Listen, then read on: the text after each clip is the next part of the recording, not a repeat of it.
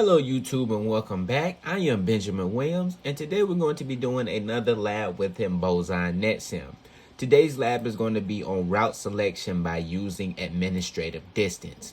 So let's go ahead and read our objective for this lab. It says the level of trustworthiness that is assigned to a specific path on a router is known as administrative distance or AD. For example, by default, static routes to a given destination are considered more trustworthy than routes that are learned dynamically.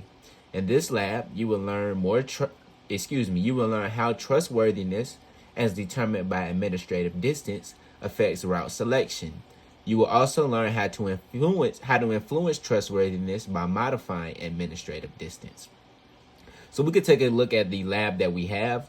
We have 4 routers connected to one another. Some of these connections are serial connections, and we have an Ethernet connection between router 1 and router 3.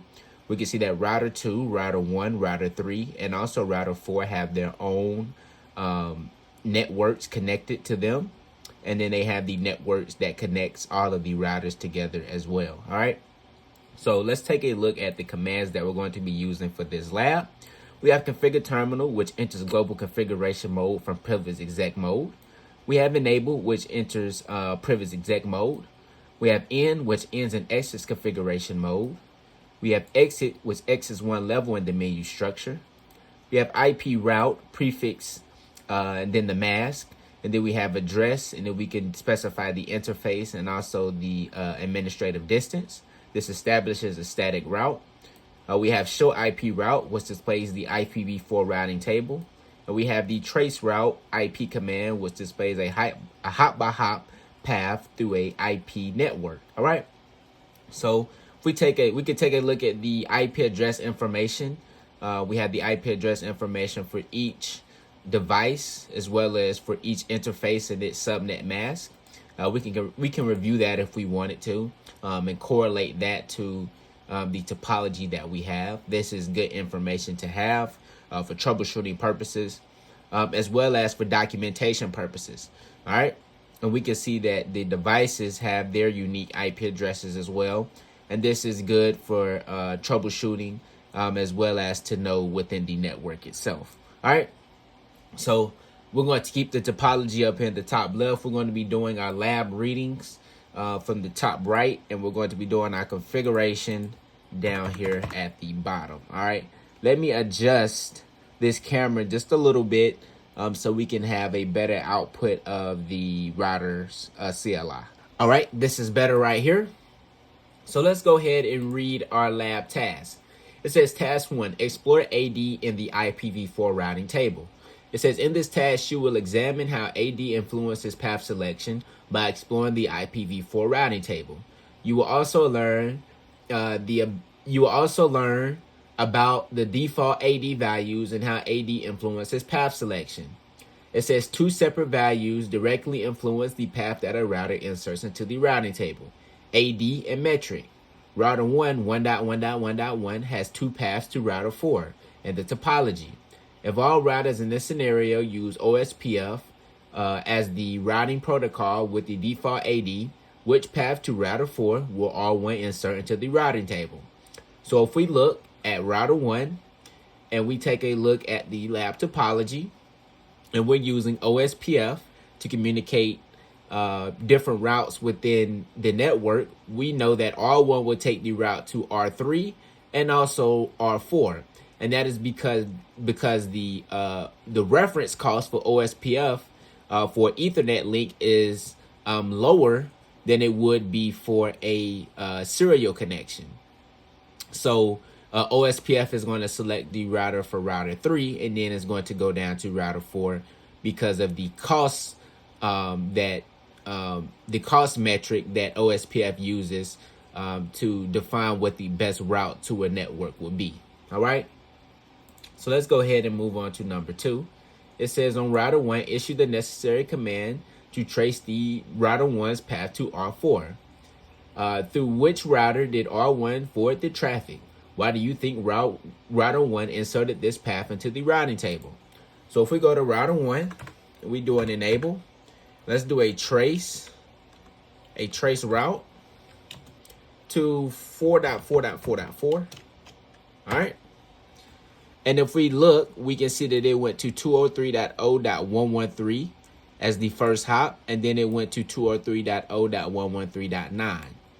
So if we take a look at our IP address table and we compare the address table, we can see that we went to R3, which is what we expected, and then we went to R4. All right, so it went R1, it went from to router 3, and then it went to router 4, and that is because we have OSPF configured to exchange different routing routes within our IP routing table, and OSPF identified the route to R4 through R3 to be less in metric than the path that it would take through router 2. So that is the reason why it chose R3 as the next hop. All right. So number 3, it says on router 1, display the routing table and examine the path inserted for destination to router 4. What AD is assigned to the path and what is the metric? So we know the administrative distance is going to be 110. And let's see what the metric is going to be. I don't know what that's going to be off the top of my head, but let's do a show IP route. And if we look at the route to router 4, which has an IP address of 4.4.4.4, we can see that the administrative distance is 110 as we thought, and the metric is 66. And let's see if it's going to define how we got the metric. So right here it says if you compare this metric to the metric for router 1's path to router 2 serial 01, you can see that the path to router 4's loopback 0 interface through the fast Ethernet 02 has a metric of 66 with a lower value of metric with a lower value than the metric of path to router 2 through the serial 00 interface, which would be 128. All right. So if it went to router 2, the total metric to get to router 4 would be 128. But through router 3, the total metric is 66. And that is why router 1 is choosing to go through R3. Is choosing to go through R3 to get to router 4.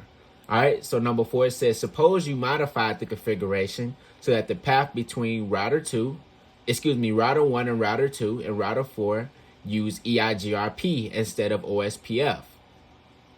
Based on what you know about administrative distance, which path do you think router 1 would take to router 4? And then it says, which network destinations in the IP routing table might be affected by such a change? So if we use EIGRP instead of OSPF, we know that EIGRP's metric is 90, so it is more believable than OSPF. So if we configure the path from R2 to R4 with EIGRP, it would choose the EIGRP path instead of the OSPF path because administrative distance is evaluated before the metric is identified. And EIGRP and OSPF use two different metrics, so those would never be compared. But the ADs would be compared, and EIGRP is more believable than OSPF. So let's see what Boson is going to say.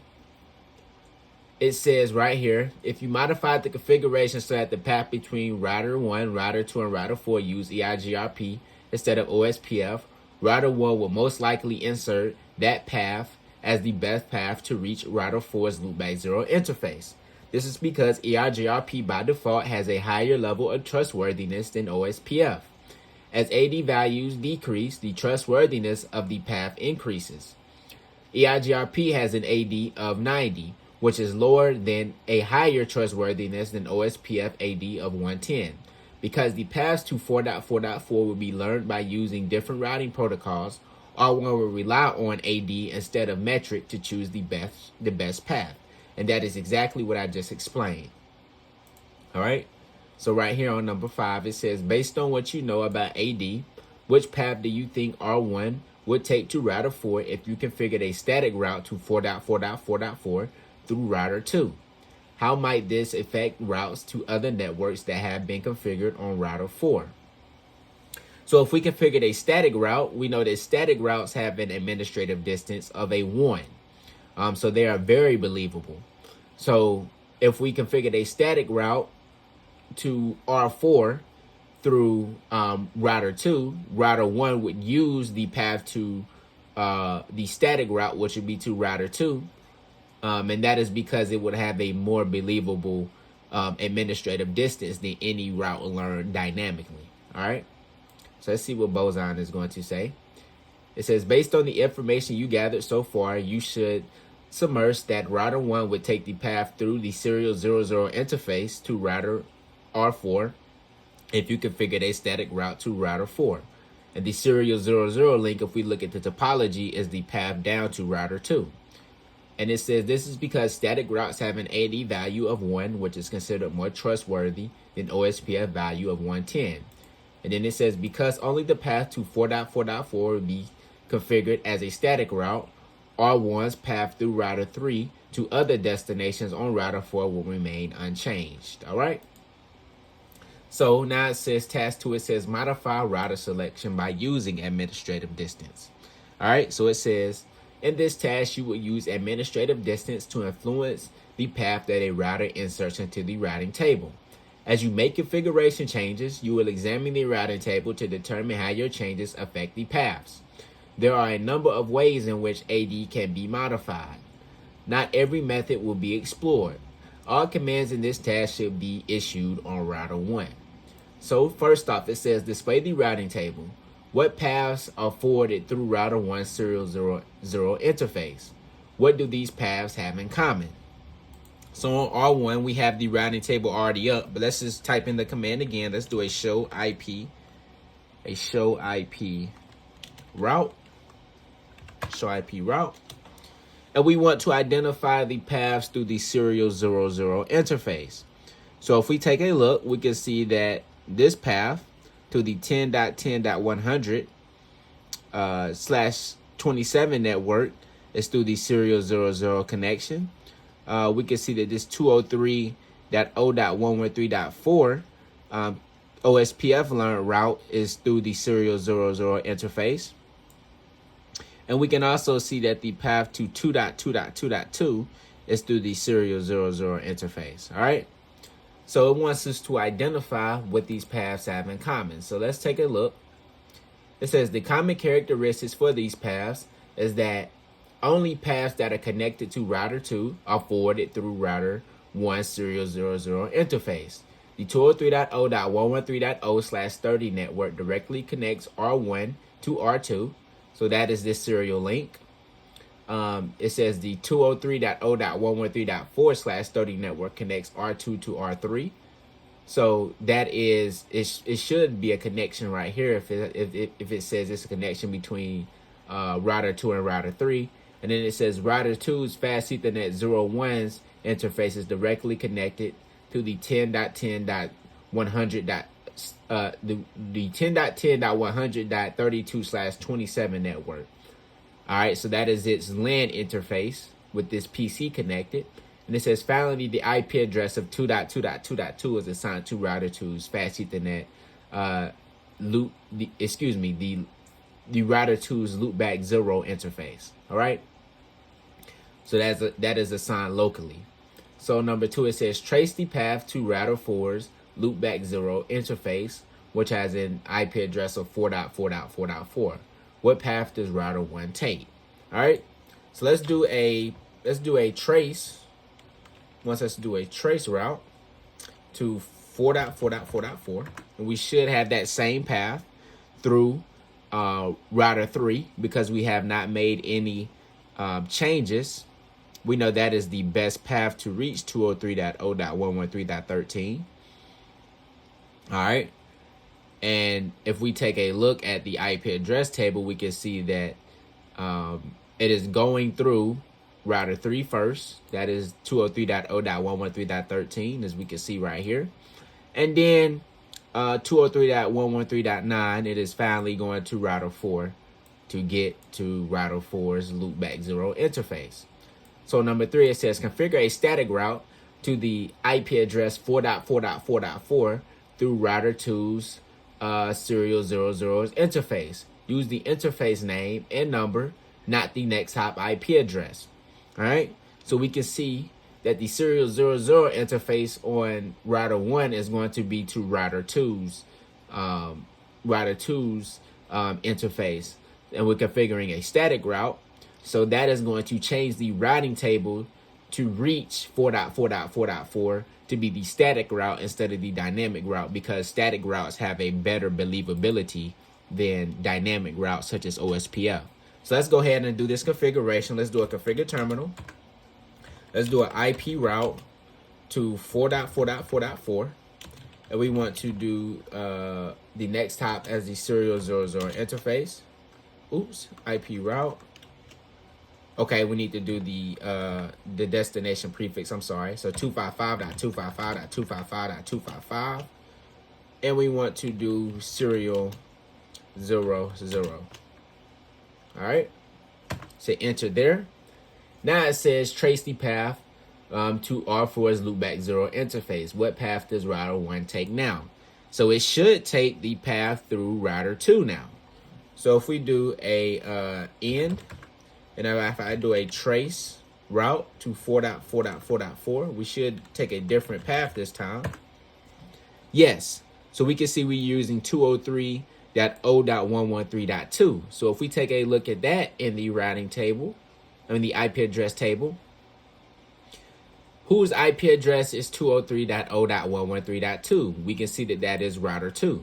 So now we can see that router 1 has changed its IP routing table to now use router 2 as the next hop to reach router 4. All right. And that is because of that static route. So number 5, it says display the routing table. What paths are forwarded through router 1 serial 00 interfaces now? What is the AD of the static route to 4.4.4.4? Well, the AD should be 1. Let's do that. Let's do a show IP route to see the routing table. Show IP route.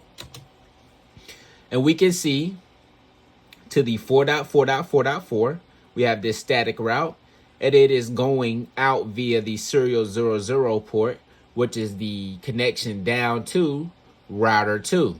All right. All right. And we can see that the AD is 1 for this static route. All right. So on number 6, it says replace the static route to the IP address 4.4.4.4 through router 2 serial 00 interface with a static route through serial 00 interface with an AD of 111. Use the interface name and not the next hop. So now what we're doing is creating a floating static route. So it's going to have a higher administrative distance than our dynamic route.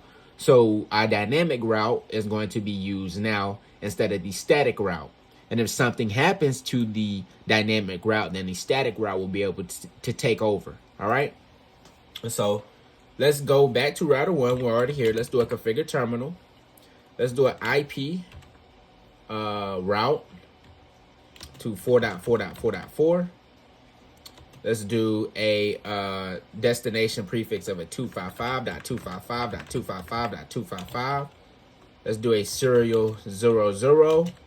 And we want to do input the administrative distance this time of 111.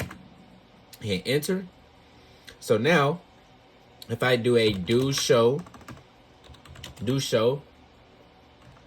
well, let's just follow what Boson is going to say. It says trace route the path to router 4's loopback 0's interface now. What path does it take? So let's see. Let's see if that worked. Because now, if that worked, we should be taking the route to through router 3 again. And we can see that we're using 203.0.113.13. And if we remember, that is router 3's IP address. So that looks good. So now it says display the routing table. What is the AD for the path to 4.4.4.4 now? So if I do a show IP route on router 1, we can see that we're back to using the OSPF learned route, not the static route.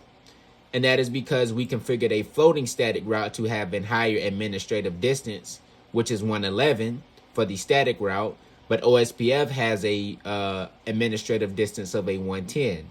So this route is going to be selected by router 1, and we're back to using that original route. So this looks to be the end of this lab. So let's hit grade, and hopefully we did everything correctly. And we did. So I appreciate you guys for watching this one, and I'll see you in the next one.